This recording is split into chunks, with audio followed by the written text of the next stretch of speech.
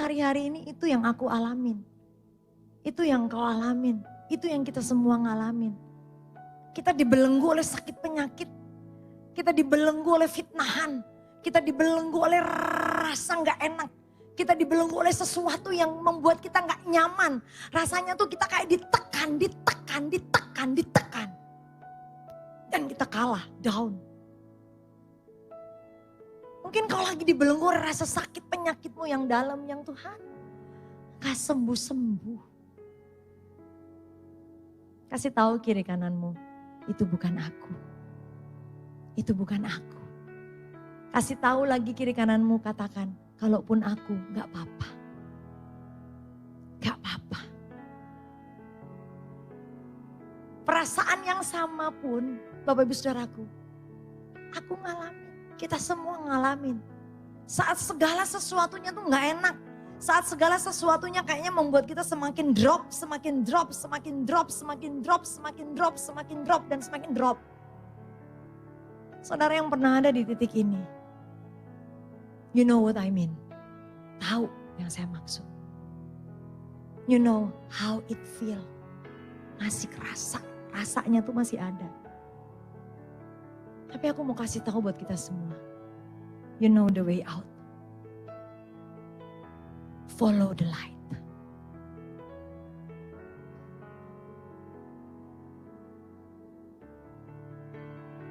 Ini gelapnya belum seberapa Bapak Ibu Saudara. Kalau gelap banget, singup. Bener enggak? Enak enggak gelap-gelapan? Enggak enak. Mau lihat wajah di sampingnya kurang jelas. Apalagi matanya minus, enggak kelihatan. Dan refleks dari mata kita, kalau saat sesuatunya menjadi meredup dan bahkan gelap, kita akan mencari terang, benar enggak? Kita akan cari sumber terang. Apapun pergumulanmu, cari Tuhan. Enak terang, kasih tepuk tangan kemuliaan buat Tuhan. Lihat wajah kiri kananmu, katakan kamu cantik banget, kamu ganteng banget. Kamu cantik banget, kamu ganteng banget. Oke? Lebih enak terang Bapak Ibu Saudaraku, tapi kadang-kadang Tuhan tuh ngizinkan kita tuh ada dalam kegelapan, bener nggak? Biar kita tuh nggak hanya di siang aja, biar kita tuh nggak hanya terang-terang aja. Tuhan juga kadang-kadang mengajarkan kita untuk ada di dalam gelap, sehingga kita bisa kuat, sehingga kita bisa strong, sehingga kita bisa terus bersyukur. Amin, amin. Kalau cuma terang, enak-enak terus, kadang-kadang tuh kita nggak bisa menghargai gitu. Tapi kalau kita ada dalam kegelapan, you know what I mean, ya tahu ya gelap tuh, gak enak banget. Oke, tapi kalau terang, percayalah saudaraku, Tuhan tuh gak iseng, dia ciptakan siang, dia pasti ciptakan malam. Dan kalau kita ada dalam malam, kita tahu kok besok matahari pasti bersinar, oke? Cuma kadang-kadang lelah. Kita tuh dalam prosesnya itu tuh kita tuh lelah Bapak Ibu Saudaraku, aku juga lelah. Kita mau belajar sama-sama. Biar kita bisa terus menyanyi di tengah kegelapan. Kita bisa terus memuji Tuhan walaupun kita di dalam gelap. Kita baca lagi sekali lagi. Ayatnya yang ke 25. Firman Tuhan berkata begini. Kisah 16 ayat 25. Tetapi kira-kira tengah malam Paulus dan Silas bobo. Apa Bapak Ibu Saudaraku? Berdoa. Lanjut. Dan komplain kepada Allah. Apa Bapak Ibu Saudaraku? Menyanyikan puji-pujian kepada Allah. Dan orang-orang hukuman lain mendengarkan mereka. Berarti kita ambil kesimpulan Paulus dan Silas itu berdoanya kenceng atau pelan-pelan Bapak Ibu Saudara. Kenceng. Mereka gak doanya gini.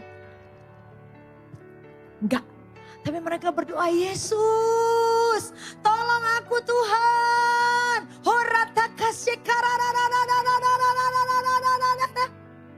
Sampai satu tahanan dari utara, timur, barat, selatan mereka ada di tengah bisa mendengarkan. suara mereka. Oh. Saudaraku, Bapak Ibu, apa yang menjadi respon pertama dalam hidup kita waktu kita ada dalam kegelapan? Paulus dan Silas udah malam loh, udah dipasung pula. Mereka bisa memilih untuk bobo, mereka bisa memilih untuk tidur aja deh gitu. Masih ada hari esok, enggak. Mereka tidak pernah memberikan ruang untuk masalah itu berkembang dalam hidup mereka, no. Mereka tidak pernah memberi ruang untuk mereka komplain kepada Tuhan, no. Mereka tidak pernah memberikan ruang. Justru di puncak kegelapan dalam hidup mereka. Justru di puncak kesakitan mereka. Mereka datang berdoa kepada Tuhan. Mereka memuji-muji nama Tuhan dengan keras. Amin. Respon kita apa Bapak Ibu Saudaraku? Waktu kita dalam pergumulan, dalam masalah, dalam suatu titik yang sangat rendah dalam hidup kita. Apa yang kita katakan pertama kali? Aduh, aduh, aduh, aduh. Respon seperti itu akan membuat masalah itu nekan. Dan kita KO. Tapi waktu kita dapat masalah, respon kita adalah puji Tuhan. Haleluya. Tuhan Yesus baik. Tuhan Yesus ajaib. Terima kasih Tuhan. Itu kita fight back loh. Kita kayak kembali neken masalah. Kita kembali neken masalah. Kita gak kasih ruang buat masalah. Yes. Apa responmu Bapak Ibu Saudara? Itu sangat amat menentukan. Mau berapa lama kita dalam kegelapan. Kita mau terus meratapi hidup. Aduh, udahlah. Memang udah gini aja. Enak gini. Mati rasa kita kadang-kadang karena begitu berat beban. Mati rasa. Siapa di tempat ini gak punya masalah Bapak Ibu Saudaraku?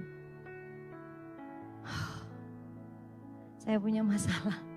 Kita semua punya masalah. Besar kecil gak usah tanding-tandingan Bapak Ibu Saudaraku. Sama-sama masalah. Kita buka rame-rame di Ratapan 3 ayat 21 sampai 26. Ratapan 3 21 sampai 26 bilang begini.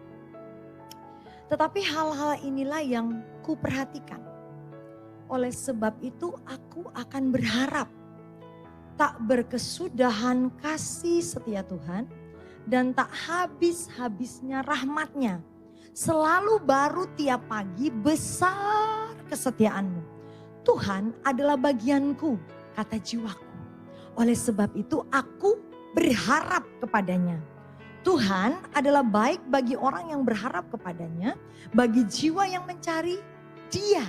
Adalah baik menanti dengan diam pertolongan Tuhan. Ada 5 spotlight, ada 5 hal penting yang saya mau sharingkan buat kita semuanya. Bagaimana kita bisa terus bernyanyi di tengah kegelapan yang ada. Bapak Ibu Saudaraku, banyak dari kita yang ngalamin pergumulan, bener gak? Tapi sekali lagi respon awal itu penting banget. Waktu kita dapat pergumulan, Bapak Ibu Saudaraku di rumah kami di kamar, saya sama Pastor Yosi ada 2 nakas, ada 2 meja kecil di samping kasur kiri kanan. Satunya itu adalah daerah teritorialnya Pastor Yosi, satunya itu daerah teritorialku lah pokoknya. Gitu ya. Saat ada masalah, saat ada sesuatu yang kayaknya mencekam banget dalam hidupku. Loh Pastor Susan juga pernah tuh, Mam Susan pernah, lo pernah.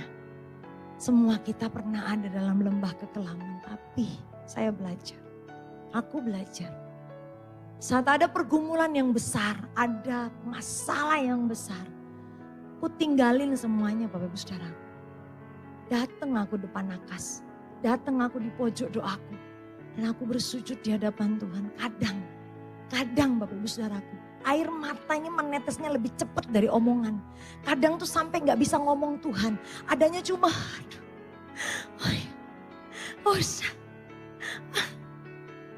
Tuhan, why me Lord? Tuhan. Kadang gak bisa ngomong apa-apa. saat itulah Tuhan bicara loh. Paling tidak tuh ada damai di hati ini. Tempat curhat yang paling enak tuh Tuhan Bapak Ibu Saudara. Ya. Tempat curhat yang paling enak tuh Tuhan. Oke, yang pertama berharap. Berharap itu sesuatu yang udah kita pernah terima, udah kita pegang hasilnya belum? Belum. Berharap itu sesuatu yang belum jadi gitu. Dan kita bilang sama Tuhan, kita bilang sama pemimpin rohani kita, dukung doa ya. Aku lagi begini, pasangan hidup nih, dukung doa ya. Yang nagih nih debt kolektor udah banyak banget, dukung doa ya. Anakku mau bayar SPP, dukung doa ya. Kami sekeluarga lapar, dukung doa ya. Itu berharap. Kita datang pada Tuhan tuh, aku serahkan semuanya dalam tangan, itu berharap. Itu sesuatu kita yang belum dapat, sesuatu yang kita belum lihat hasilnya, itu berharap. Tapi percayalah waktu kita menaruh pengharapan kita sama Tuhan tuh gak pernah mengecewakan. Manusia tuh mengecewakan banget, tapi Tuhan tuh gak mengecewakan. Amin, kasih tepuk tangan kemuliaan buat Tuhan. Wow, wow, wow, wow, wow. Tuhan tuh dahsyat. Yang kedua, besar setia Tuhan. Besar banget setianya Tuhan. Coba dicari degup jantungnya masih ada gak Bapak Ibu Saudara? Masih. Denyut nadinya masih ada gak? Masih. Itu bukti kesetiaan Tuhan sama kita loh. Ya, kadang kita tuh nakal, kadang kita tuh gak setia sama Tuhan. Tapi Tuhan tuh setia banget. Walaupun kita mau ngapain. Tadi aja 1-2 jam yang lalu berbuat dosa masih hidup loh kita tuh. Gak diambil nyawanya, itu setia Tuhan yang sangat besar, yang sangat nyata. Ayo Bapak Ibu Saudaraku.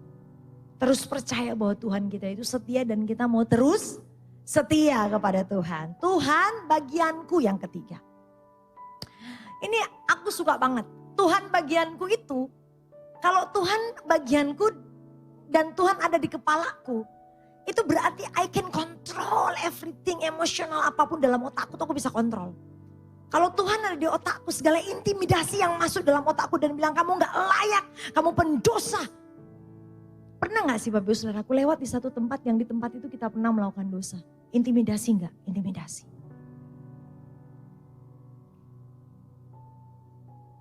Tapi kalau Tuhan bagianku, kontrol.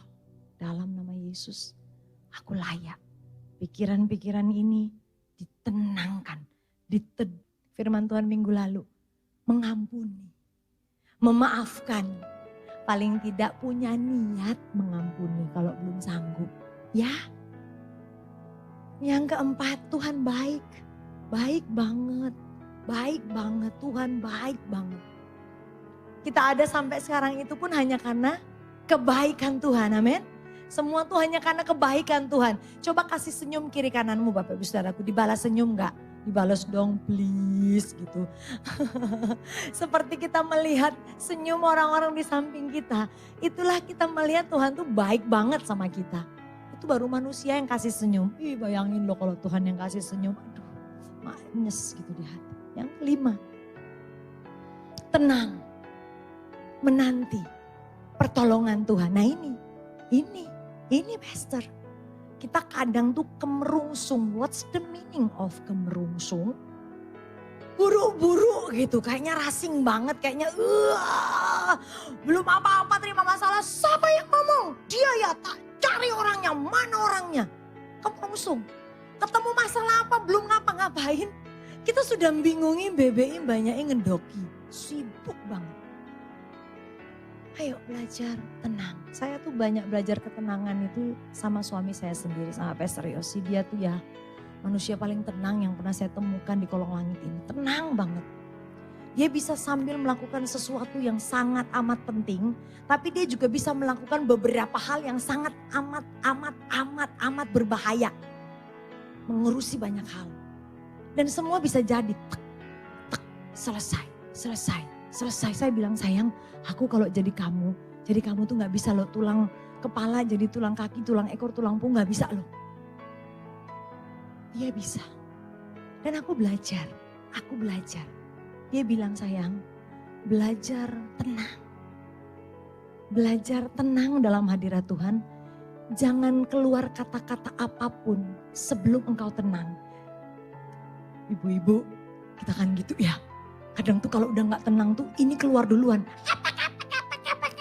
Gitu. Baru setelah itu sadar, ya salah gitu ya. Tapi gak apa-apa, itu proses belajar. Itu proses belajar. Saya pun belajar, aku pun belajar. Ada satu lagu tuh yang sering banget aku pakai. Kalau hati ini udah kemerungsung, udah badai di hati ini udah gemuruhnya kenceng banget. Pernah ya kayak gitu ya? Udah kayak, aduh denger suara cicak aja tuh nek gitu. Pernah ya? Rasanya cicaknya tuh pengen dibalangi pakai balon atau pakai apa gitu ya. Udah rasanya tuh. Lagu ini benar-benar sangat memberkatiku. You are my hiding place. You always fill my heart with songs of deliverance. Whenever I am afraid, I will trust in you. Gak gampang. I will trust in you. SPP anak belum dibayar. Let the weak. Kanker stadium berapa? In the strength of the Lord, I will trust in you. Rapot anak gak bisa diambil udah 3 tahun karena 3 tahun gak bayar SPP. Tapi aku belajar Bapak Ibu Saudara, kita semua belajar. Tenang, masuk hadirat Tuhan. Sembunyi bareng-bareng hiding place-nya Tuhan. Oke? Dan kuat.